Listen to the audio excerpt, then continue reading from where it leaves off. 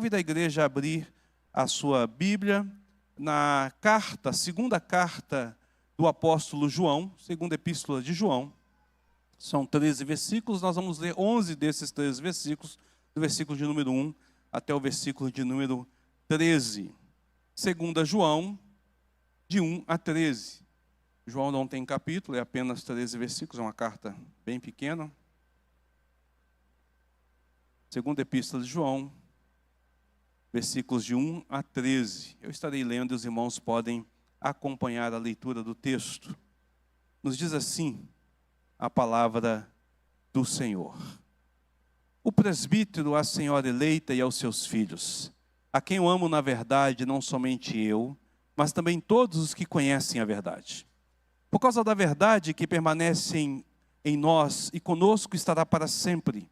A graça, a misericórdia e a paz, da parte de Deus Pai e de Jesus Cristo, o Filho do Pai, serão convosco em verdade e amor. Fiquei sobremodo alegre em ter encontrado dentre os teus filhos os que andam na verdade, de acordo com o mandamento que recebemos da parte do Pai. E agora, Senhora, peço-te, não como se escrevesse mandamento novo, senão o que tivemos desde o princípio, que nos amemos uns aos outros. E o amor é este, que andemos segundo os seus mandamentos. Este mandamento, como ouviste desde o princípio, é que andeis neste amor. Porque muitos enganadores têm saído pelo mundo afora, os quais não confessam Jesus Cristo vindo em carne. Assim é o enganador e o anticristo. Acautelai-vos, para não perderdes aquilo que temos realizado com esforço, mas para receberdes completo galardão. Todo aquele que ultrapassa a doutrina de Cristo e nela não permanece, não tem Deus. O que permanece na doutrina, esse tem tanto pai como filho. Se alguém vem ter convosco e não traz essa doutrina, não recebais em casa, nem lhes dei as boas-vindas. Porquanto aqueles que lhes dá boas-vindas, faz-se cúmplice das suas obras más. Oremos mais uma vez. Bondoso Deus, soberano e eterno Senhor, eis a tua palavra preciosa e poderosa diante de nós. Fala aos nossos corações, nos instrua, revela a tua vontade e teu querer. Nos ensina como lhe apraz, em nome de Cristo Jesus. Amém. Meus amados irmãos, Agostinho de Hipona, que é considerado um dos pais da igreja, um teólogo e filósofo do século XIV, século IV, conhecido por suas contribuições significativas à teologia cristã, também é famoso por muitas das suas frases. Há muitas frases a qual ele diz. E uma das suas frases, ele diz assim: a verdade deve ser dita com amor, mas o amor nunca deve impedir que a verdade seja dita. A verdade deve ser dita com amor, mas o amor nunca deve impedir que a verdade seja dita. É fascinante quando nós notamos que essa frase, escrita lá no século de número 4, ela choca de forma conclusiva, de forma poderosa, com a cultura woke, ou a cultura contemporânea a qual nós temos vivido. Onde, supostamente em nome do amor, a verdade é cuidadosamente evitada. Em nome do amor, evita-se a verdade. No entanto, a Bíblia, a palavra do nosso Senhor, que é extremamente atual, é a fonte inspiradora desta frase de Agostinho, aonde ele trabalha esta realidade. Pois bem, este é o mesmo critério que o apóstolo João usa em sua segunda epístola. Nessa segunda carta, João vai deixar bem claro que o amor e a verdade são inseparáveis, e de fato são essenciais um ao outro.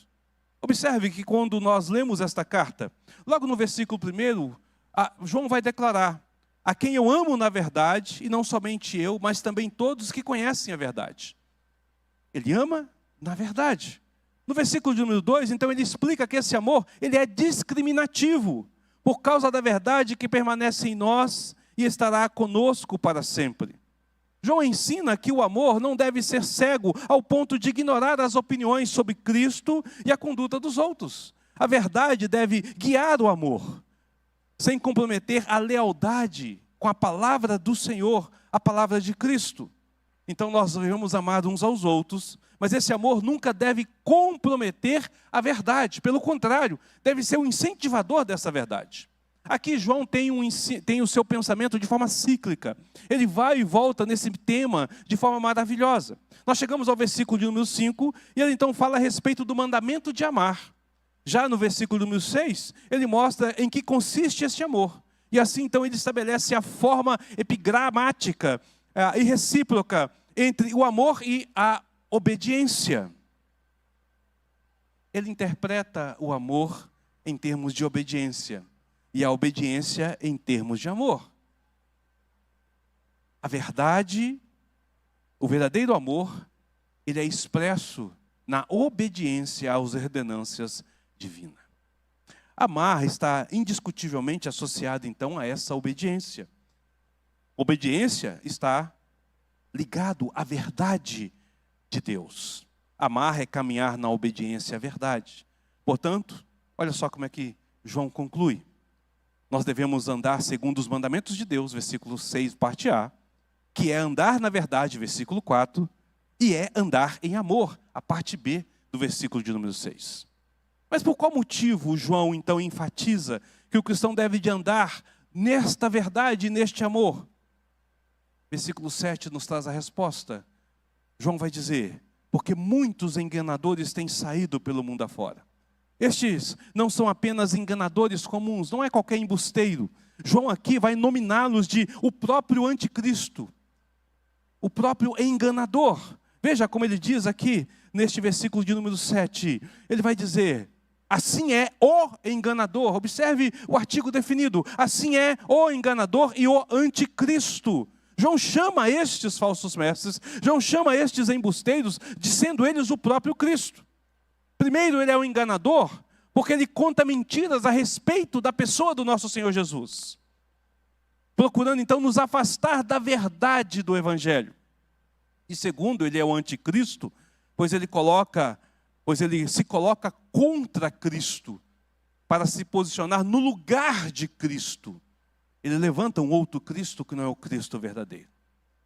Queridos, há um grande perigo então, quando a igreja ela se abre, ela dá voz, ela dá ouvidos a estes que se apresentam como falsos, como embusteiros. Por conta então deste grande perigo, João então continua na sua carta, e o versículo de número 8, então ele traz uma solene advertência. Ele vai dizer, acautelai-vos, para não perderdes aquilo que temos realizado com esforço, mas para receberdes completo galardão. João usa 3 imperativos na sua carta. Este é o primeiro dos 3. Mais abaixo ele vai usar mais 3 imperativos. O primeiro então é acautelai-vos. Literalmente significa olhai para vós mesmos. Olhai para si próprio. O que é então discutido como sejam vigilantes. Estejais vigilantes. João tem em mente aqui, quando ele usa essa palavra, aquilo que é chamado então pelos teólogos do sermão escatológico de Cristo, o sermão dos últimos tempos, na qual o próprio Senhor Jesus usa essa mesma palavra por 4 vezes neste sermão. E entre essas 4 vezes que ele usa essa palavra, uma delas está totalmente em conformidade com a própria advertência de João, na qual é dito, pois surgirão falsos cristos e falsos profetas, operando sinais e prodígios para enganar, se possível, os próprios eleitos. E então ele diz, estai vós de sobreaviso. Marcos 13, versículos de número 22 e 23. Estais de sobreaviso é a mesma palavra para acautelai-vos. Isto é, tenha todo cuidado e seja totalmente atento.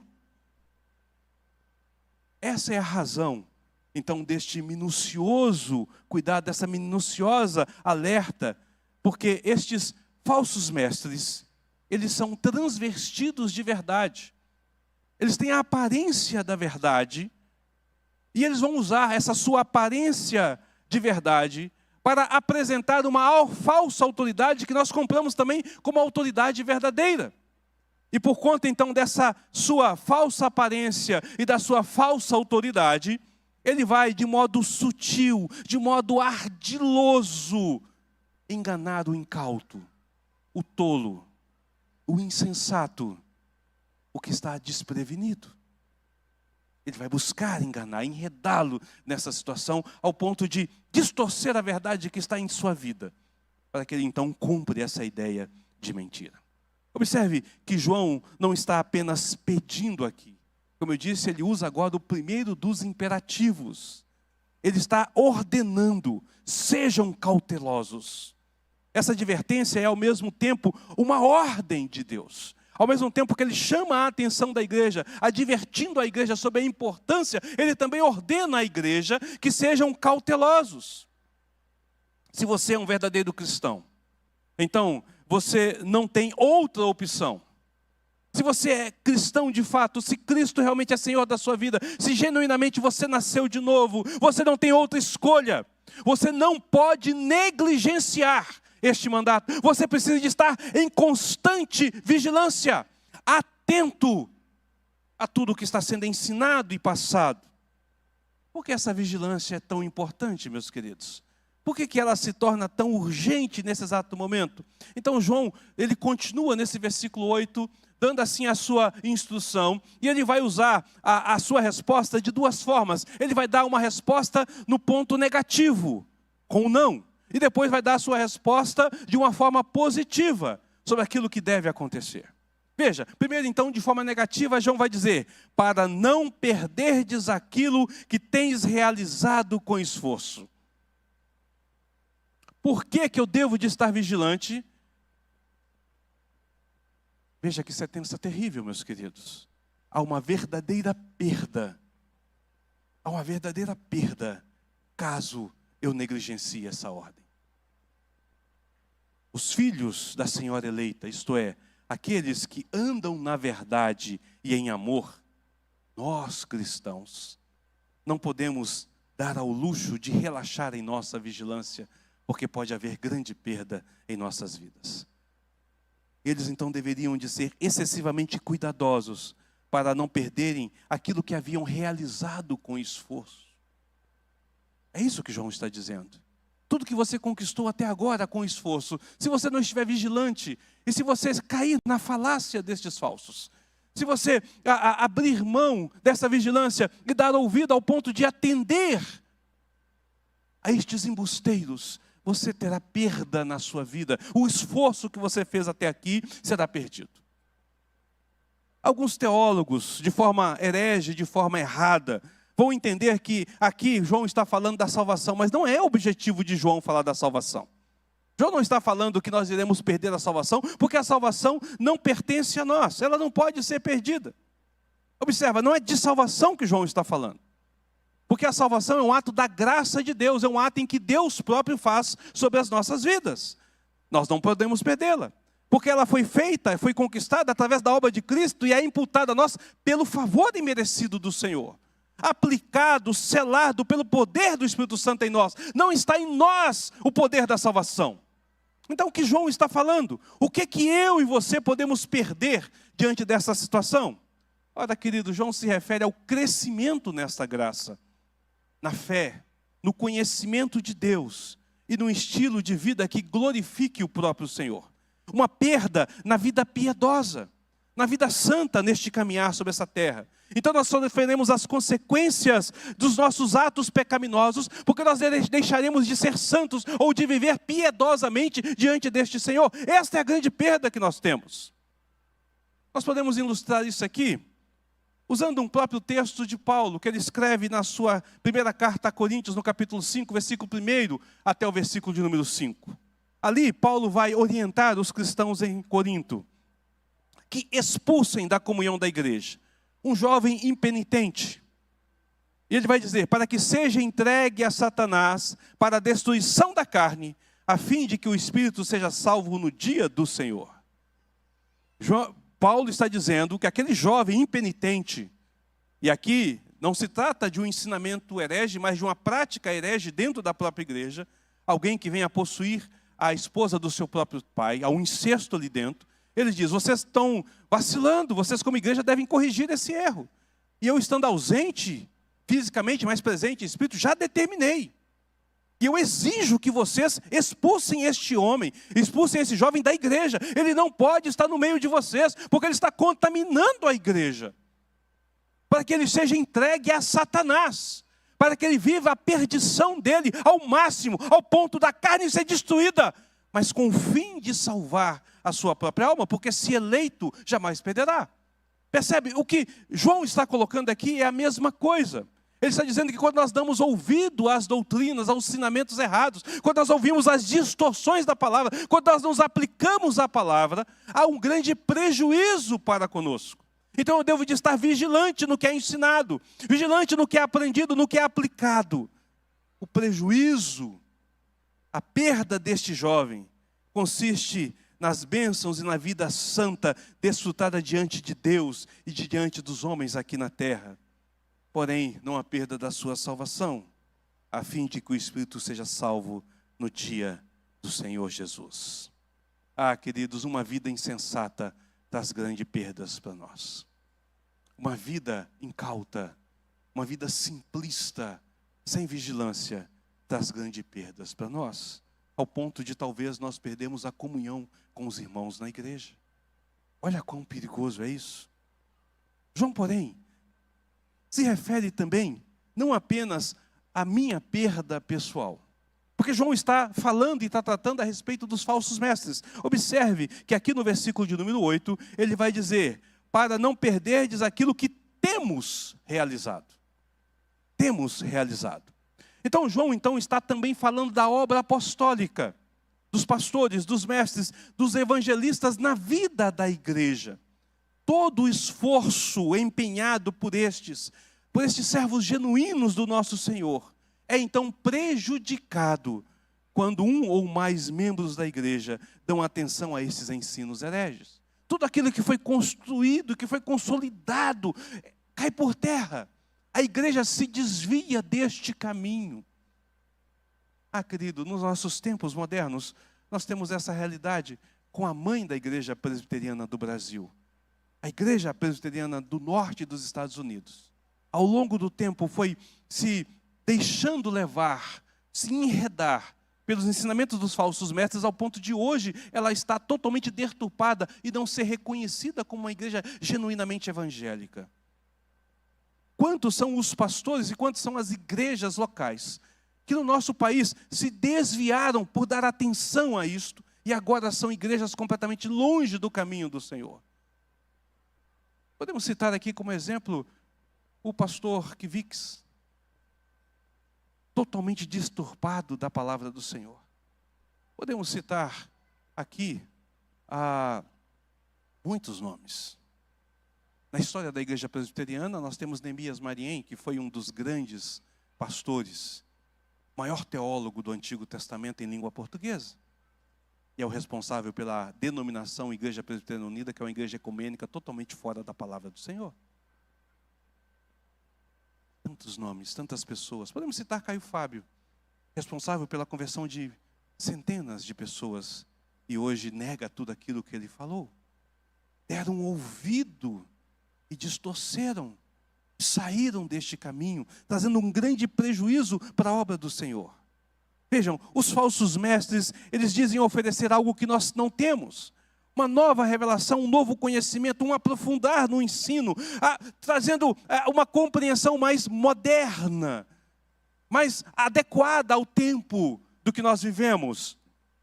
No entanto, a realidade é que ele tira aquilo que nós possuímos. Satanás é ladrão e usurpador, jamais esqueça disso. Então estes aqui são seus embaixadores. Estes falsos mestres são os enganadores, os embusteiros, e não pastores do rebanho. Eles são os mercenários descritos pelo nosso Senhor, lá em João, capítulo de número 10. Eles não entram pela porta do aprisco. O propósito deles é assaltar as ovelhas e deixá-las à mercê dos predadores. Os enganadores vêm para desviar os crentes das veredas da justiça.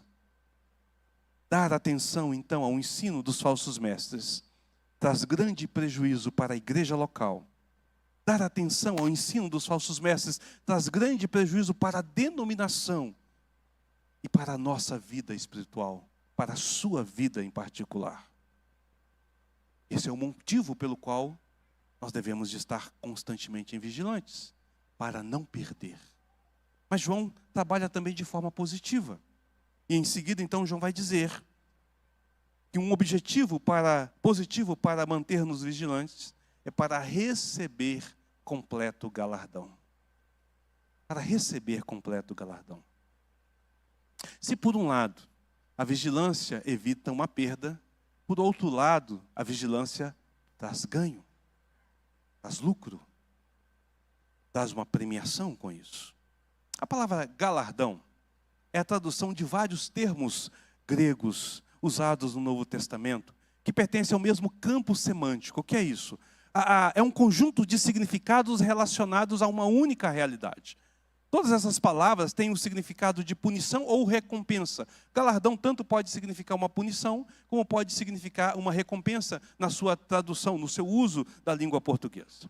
Mas a referência aqui é feita com a ideia de recompensa. Receberão um galardão no sentido da vigilância, não no sentido negativo, que receberemos uma punição. A punição é a perda. Aqui é um benefício que recebemos. E nós sabemos isso porque a palavra que é traduzida por galardão aqui no grego é a mesma palavra que é usada referente ao salário de um trabalhador. Lembra quando Jesus fala sobre os trabalhadores? A palavra que ele usa ali sobre soldo ou sobre salário é a mesma palavra traduzida por galardão aqui. É o mesmo significado, é o mesmo campo semântico. Mas o galardão aqui, ele é acrescido de outro termo grego, que na nossa tradução vem dizer completo. Então, completo galardão. Levando a entender, então, uma plenitude, uma totalidade. Somos completamente recompensados pelo nosso ato de vigilância. Ora, pastor, o senhor quer dizer então que nós temos algum mérito diante do Senhor? Uma vez que nós somos recompensados por cumprir o nosso dever? É mérito? Não, queridos, não se engane. Nós nunca teremos mérito algum diante do Senhor. Isso também, essa recompensa, essa graça, esse galardão também é um ato da graça do Senhor sobre nossas vidas. Veja, permanecer vigilante ao ponto de detectar os erros dos falsos mestres, para nos mantermos firmes diante do Senhor e evitar cairmos e perdermos. Vai nos trazer um ganho, não porque nós nos esforçamos, mas porque Deus é gracioso em nos abençoar. Pela sua graça, Ele derrama sobre nossas vidas. Este conceito também faz parte de mais textos do Evangelho do nosso Senhor. Nós podemos citar, por exemplo, a Hebreus capítulo 10, versículo de número 35. Não abandoneis, portanto, a vossa confiança. Ela tem grande galardão, completo galardão. Mas por que não é mérito? Lembremos dos ensinamentos do nosso Senhor Jesus. O nosso Senhor Jesus, lá em Lucas, no capítulo de número 14, no número 17. Exatamente no versículo de número 10. Ele vai dizer que se nós cumprirmos todo o nosso dever e nossa obrigação, nós ainda temos que nos chamar inúteis, porque não fizemos mais do que nos manda ser feito. Observe, João usa um imperativo, é uma ordem do Evangelho. Sejam vigilantes. Ser vigilante não é mérito, é obrigação minha e sua. Cumprir essa vigilância é o nosso dever. Que mérito há nisso? Nenhum. Continuamos sendo inúteis diante do Senhor. Mas Deus é tão bom, é tão gracioso, é tão misericordioso, que Ele diz então que se nós assim agirmos, se nós assim fizermos, Ele irá nos recompensar, irá nos dar dádivas celestiais, bênçãos que se encontram na presença do só Senhor. E teremos premiados pela graça. Olha que coisa maravilhosa, premiados pelo favor imerecido. Ora, cumpri o meu papel, a minha obrigação, sou um servo inútil e ainda assim recebo prêmios no céu. Não prêmios sobre essa terra, não sobre este local. Quão gracioso é o nosso Senhor, queridos. Quão maravilhoso é esse Deus a quem servimos. Que se entregou na cruz para nos dar a vida eterna, para nos fazer ter comunhão com o Pai, através da remissão dos nossos pecados, e ainda nos presenteia com toda sorte de bênção espiritual nas regiões celestiais em Cristo Jesus. Acautelai-vos, diz João. Não dê ouvido aos falsos ensinos. Sejam prudentes na avaliação das Escrituras. Porque se vocês não fizerem, perdas terríveis acontecerão, ainda que você não venha a perder a sua salvação. Paulo escreve também na sua carta sobre isso. Quando ele fala de alguns obreiros, sobre as obras que são feitas, ele diz assim: porque essas obras passarão pelo fogo. Ora, se forem metais preciosos e pedra preciosa, serão lapidados. Mas se for palha, se for madeira, irá queimar, contudo sem a perda da salvação. Não sobrará mais nada. É disso que João está falando. É desta realidade que ele está apontando para as nossas vidas. Há ganho com a graça do Senhor em obediência inútil que nós temos, mas há perda e prejuízo enorme com a nossa negligência. Sejamos então atentos e vigilantes, compreendendo a obra de Cristo, rendendo-se a Cristo e glorificando a este Deus bendito para a honra e glória dele mesmo. Que a igreja possa aprender e que nós venhamos a entender isso e aplicar isso sobre nossas vidas. É seu dever como crente, é seu dever como nascido de novo, ser vigilante. Ainda que seja seu dever, bênçãos te esperam. Mas a negligência, querido, haverá consequências.